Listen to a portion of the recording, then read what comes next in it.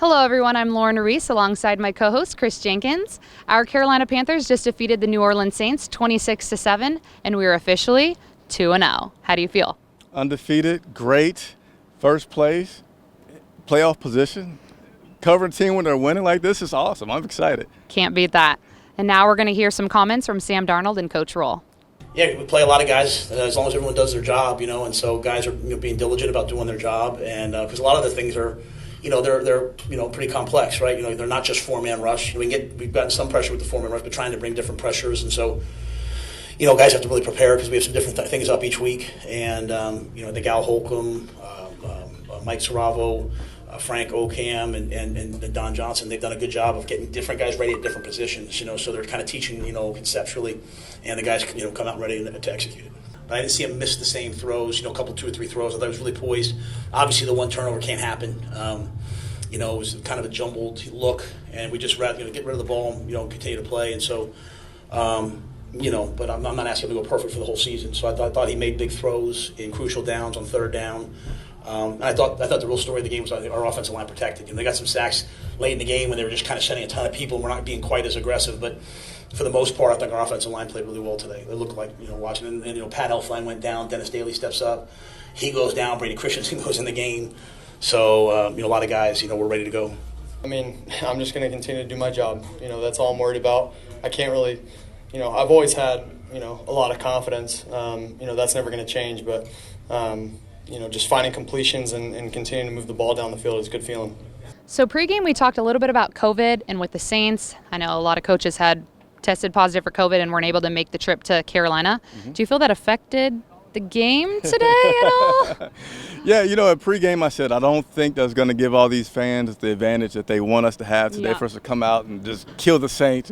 And I don't know if that was the case, but today was certainly a day of unexpected results. Again, I always want to say I always want this team to win, but I just got to look at it for what it is at first. And with the way that the Saints had beat up on the Green Bay Packers last week, and just knowing that their defense is really, really good. Hearing Coach Rule, hearing Sam Darnold talk about this defense all week, you knew that it seemed like it should be an uphill battle. I mean, they got Cam Jordan, a bunch of weapons, just as well as they do on the offensive side. They have a bunch of weapons on that side as well. But for us to come out there and play them like today, I think I'm happy with it, and I'll just go 2-0. Won't worry about how we got there. I agree with that. I'm happy with it as well. But the question is, who was better, the defense or the offense? Yeah, I'm watching the game like, man, who do you give the MVP to? The offense, they had 23 points, right? I forget how many we had last week. It was like 19 or so, a little bit less. Yeah, 19. Really good game. And then on the offense, you saw them getting past midfield. Seems like every single possession. I think a few times they didn't make it. They might have been to 48 or something like that.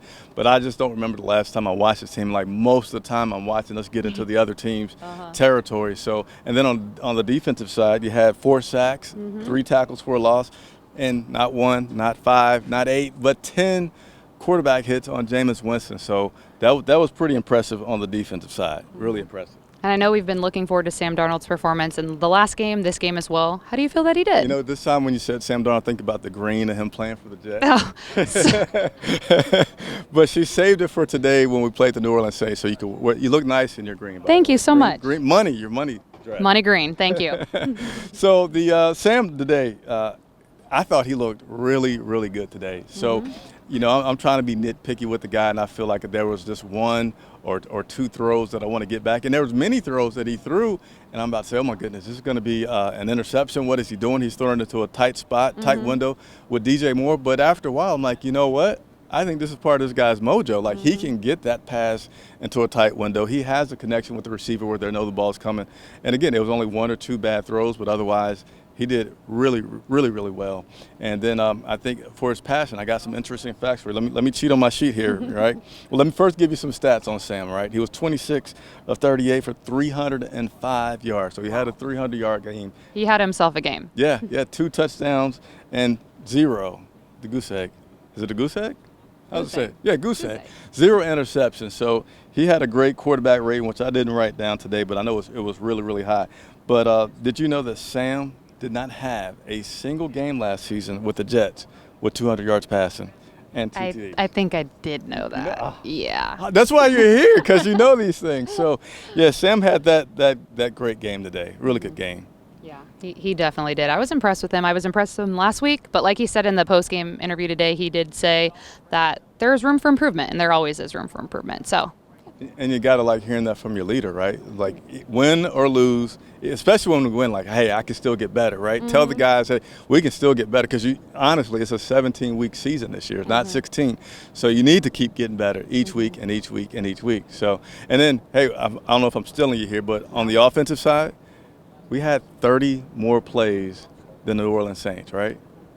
That's impressive. I mean, super impressive. Yeah, I didn't see any of that coming today with the Saints. I'm happy that it happened, but I didn't see it coming at all. I didn't see it coming either. But there's one thing that I wish we would have done different. I wish we would have rested Christian McCaffrey after that play. You know what I'm talking about? Yeah. I wish we would have rested yeah. him after that interception. Considering we played the Texans on Thursday, just a couple days, I feel like he shouldn't have been in. Yeah. I feel like the coach set himself up for it. Coach Rule, you're going to have a lot of questions this week about why you put Christian McCaffrey in there. You know, fans last week were saying, hey, he got 30 touches.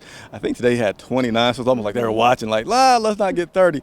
But, Coach, when you give him the ball, it was under 3 minutes to go, you're clearly in position to win. Yeah. The guy had cramps. Can we give him a rest before we fly to Houston on Wednesday? Yeah, on 3 days. They'll fly out there. Yeah, and I know a lot of people that play fantasy were really worried about Christian being in those extra snaps because he could have very well gotten injured in that time. I don't play fantasy personally. I know that's what you're going to ask me. I don't. Yeah. But I know a lot of people were worried when they saw him in. Yeah, I used to play, but not anymore. Not anymore. Okay. Well, hey, guess what? You know what my favorite part about this whole entire game was? I'm going to guess you're a defensive person, aren't you? The defense. I've been so impressed with the defense. Last week I was impressed. This week I was impressed. The energy was there. The performance. All around, I'm super impressed with our defense. However, I will say that I did feel like the energy slowly went down again in the second half. I feel like it was there in the first half, and it just wasn't there in the second half. And I feel like we lacked there a little bit. Yeah, I feel like this week that energy in that second half was more on the offensive side. I feel like the defense really kept it up. I think I was about to look around for the score, but they take the score down after the game. It's right there. 26-7. It is right there. It's right there. That's why she's here, people. They scored that 7 points, but that was only after they had a short field, after we had one of the few turnovers, which I didn't get on Sam about that during the show. Like he did have one really bad play where he just seemingly said, "Here you," like he handed the ball to the guy. He did. As best as you could hand it to the person, and they scored. But other than that, I think the defense played really well. You know, I talked about some of the stats earlier, but one other guy, or actually all these guys did pretty well. Dante Jackson, I like his tackling this year, right? I remember it was a play where Alvin Kamara was coming to this side of the field, and he reversed around, and I'm thinking he's going to turn on the Jets and beat that lineman. But then you saw like a missile Dante Jackson come and make a tackle. I'm going to have to pick up my phone. But he went to do the missile, and he just dropped his phone right into the ground. And that was my chance to pick it up when she was talking. But it was, and he didn't. But here's your opportunity right now. I'm going to say I know the rest of my script without picking up the phone. That's what I'm proving. Hey, leave comments about how you like that. I'm not going to pick up this phone, and I'm going to continue to flow through this post-game effortlessly. But Dante Jackson was a guy that I liked as far as his play. His tackling. He only had 3 tackles, but again, there were some impressive tackles by Dante. And once again, another week where you had a variety of guys getting sacks. You had Hassan Reddick. I don't know the rest. Hassan, Morgan Fox. Hold on. Daquan Jones. And who am I missing? Got to give credit where credit is due. I'm missing one other. Yeah. It'll come to me. It'll come to you. But and the defense just had. What did I say pregame about Jameis Winston? I'm going to put you on the spot. What did I say about Jameis? You said that if we rattled him, is that what you're talking about? If we rattled him a little bit, he'd be off his game, and I think that's exactly what happened. So I'm just going to give it to you right now. He called it. Chris called it. I don't have to pick up the phone. He doesn't have to pick up the phone. He called it earlier, and there's proof on video. So Jameis had a tough game, and they got to him early. And, you know, one thing I want to ask Coach Rule, right? Today, did they win or lose the toss? I know we got the ball first. Okay, so normally we go to defer to get the ball in the second half, right? We got the ball in the first half. We scored on the very first possession. I think that was about a 5-play drive, right?